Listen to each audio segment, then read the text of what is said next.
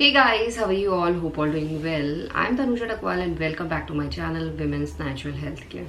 So guys आज की video में मैं आपको बताने वाली हूँ जब आप कांटेक्ट में हैं ओव्यूलेशन के दौरान, उसके बाद आपकी बॉडी में कौन सा एक ऐसा लक्षण है जो आपकी प्रेगनेंसी को पक्का कर सकता है।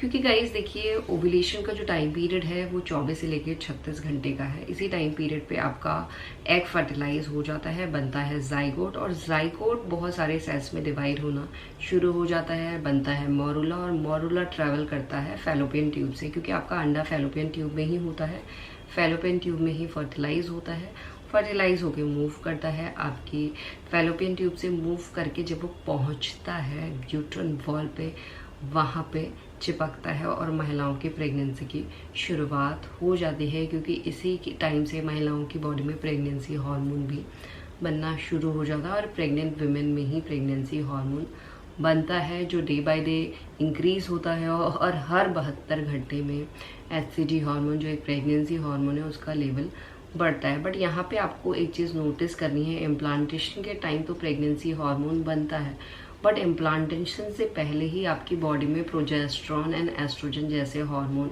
काम कर रहे होते हैं ओव्यूलेशन के बाद से ही। क्योंकि ओव्यूलेशन के टाइम जब अंडा बाहर निकलता है फॉलिकल से, तो फॉलिकल बिल्कुल खाली हो जाता है और वो प्रोड्यूस करना शुरू कर देता है प्रोजेस्टेरॉन हार्मोन को। प्रोजेस्टेरॉन हार्मोन ओव्यूलेशन के बाद ल्यूटल फेज में डोमिनेंट होता है, उसका लेवल एस्ट्रोजन हार्मोन से ज़्यादा होता है, जो इम्प्लांटेशन को सफल बनाने के लिए, प्रेगनेंसी को सपोर्ट करने के लिए, यूट्रन लाइनिंग को थिकन करने के लिए भी बहुत ज़्यादा ज़रूरी है। तो आपको समझना है कि आपकी बॉडी में तो हार्मोन पहले से ही काम कर रहे हैं। अगर उन हार्मोन में कुछ चेंजेस होते हैं, जैसे अगर उनमें बदलाव होता है, जैसे उनका हार्मोन में बदलाव हो रहा है, बढ़ रहे हैं, तो वो आपकी प्रेगनेंसी को दर्शाता है। अगर वो हार्मोन में कमी आ रही है तो वो दर्शाता है आपको पीरियड आने वाले हैं।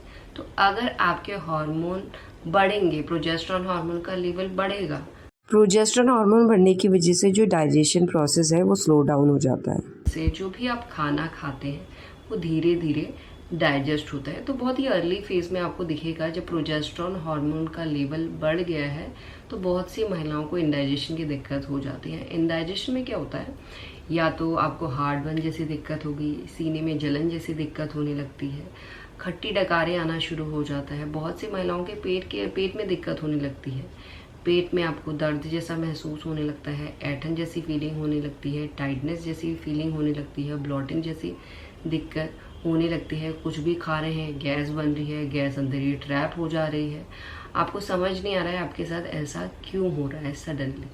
तो ये सब चीज़ें इसीलिए हो रही होती हैं क्योंकि जब प्रोजेस्टेरॉन हार्मोन का लेवल बढ़ता है प्रेगनेंसी के दौरान, बहुत ही अर्ली फेज में ही बढ़ना शुरू हो जाता है, जिसकी वजह से आपका डाइजेशन स्लो डाउन हो जाता है। और जो दर्द आपको हो रहा है वो गैस की वजह से भी हो सकता है, कॉन्स्टिपेशन की वजह से भी हो सकता है। बहुत सी महिलाओं को कॉन्स्टिपेशन की दिक्कत हो जाती है, यानी स्टूल पास करने में दिक्कत आती है। आप जा रहे हैं, आपको टाइट पॉटी आ रही है या पॉटी ही पास नहीं हो रही है, तो ये कॉन्स्टिपेशन का साइन है। सब चीज़ हेल्दी खा रहे हैं, पानी पी रहे हैं, लिक्विड ले रहे हैं, सब चीज़ आपका नॉर्मल है, नॉर्मल वही डाइट फॉलो कर रहे हैं जो पहले से फॉलो करते हुए आप आ रहे थे, और अचानक से आप देख रहे हैं कि ओव्यूलेशन के एक हफ्ते बाद से आपकी बॉडी में कुछ इस तरीके के चेंजेस आपको नज़र आ रहे हैं, लगातार नज़र आ रहे हैं, तो ये आपकी प्रेगनेंसी का ही साइन है। ये साइन आपको जब आपका इम्प्लांटेशन सफल होता है तब से ही दिखना शुरू हो जाता है। और इसके साथ साथ देखिए, इम्प्लांटेशन के टाइम बच्चा अंदर को बड़ो होता है, तो जो वॉल होती है वो ऐसे खिंचती है, जिसकी वजह से अधिकतर महिलाओं को कोई भी एक साइड पे जहाँ पे बच्चा इम्प्लांट होता है उस जगह पे खिंचाव टाइप की फीलिंग ज़रूर महसूस होती है, ऐठन टाइप की फीलिंग, दर्द टाइप की फीलिंग, झंझनाहट सी सेंसेशन, ऐसी सेंसेशन आपको महसूस हो सकती है। और इसके साथ साथ देखिए, जो यूट्रस की मसल्स हैं वो भी रिलैक्स हो गई हैं। तो यूट्रस की जब मसल्स रिलैक्स होती हैं और साथ में आपकी बॉडी रिलैक्सिन हार्मोन को भी प्रोड्यूस करना शुरू कर देती है, ताकि जो भी मसल्स हैं उनमें कोई कॉन्ट्रैक्शन ना हो, क्योंकि कॉन्ट्रैक्शन होगा तो मिसकैरेज कॉम्प्लिकेशन के चांसेस बढ़ सकते हैं। तो रिलैक्सिन हार्मोन प्रोड्यूस होने की वजह से आपके बैक में, कमर में दर्द होना शुरू हो जाता है बहुत ही अर्ली फेज में।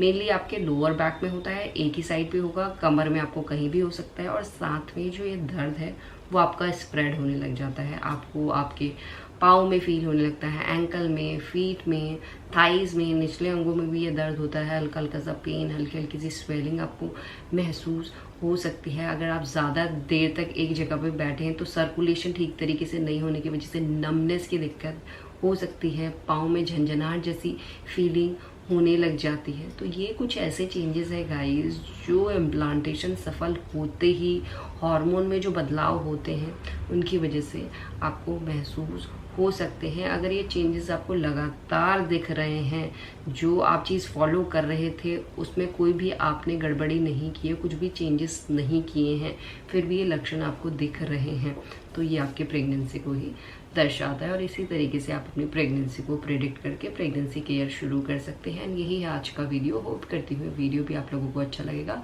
And thanks for watching this video guys. Will see you soon my next video. Till then.